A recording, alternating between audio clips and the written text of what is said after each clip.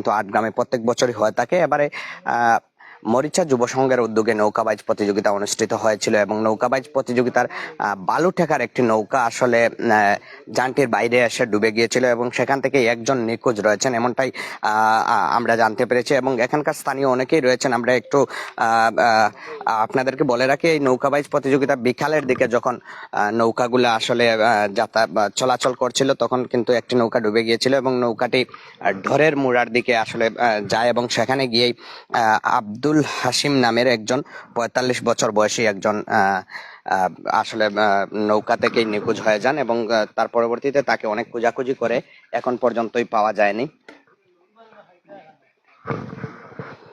তো এখানকার আমরা স্থানীয়দের সাথেও কথা বলেছিলাম, তারা আসলে ক্যামেরার সামনে কথা বলতে রাজি নয় এবং আমরা খেলা পরিচালনা কমিটির যিনি রয়েছেন জামাল আহমদ, ওনার সাথেও কথা বলেছিলাম। উনি যেমনটা জানিয়েছেন যে উনার যানটির বাহিরে একটি নৌকা আসলে কোনো অপ্রীতিকর ঘটনা নয়, স্বাভাবিকভাবেই একটি নৌকা ডুবে গিয়েছিল, তারপর থেকে একজন নিখোঁজ রয়েছেন এমনটাই আমরা জানতে পেরেছি। সেই সাথে আসলে এখন পর্যন্ত প্রশাসনের সাথে আমরা জকিগঞ্জ থানা পুলিশের সাথে, সেই সাথে কানাইঘাট থানা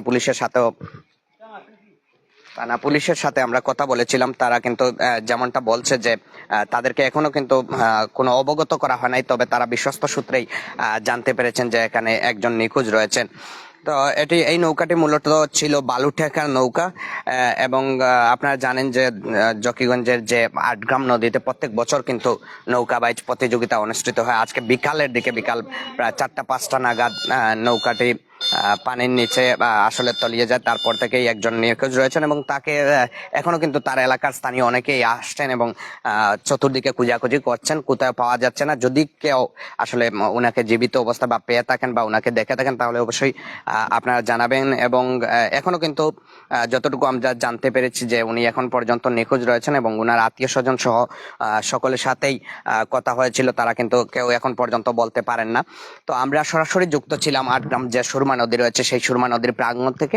আজকে নৌকাবাইজ প্রতিযোগিতায় একজন নিখোঁজ হয়েছেন এমন তথ্যই ছিল আমাদের কাছে। আব্দুল হাশিম নামে একজন নিখোঁজ রয়েছেন।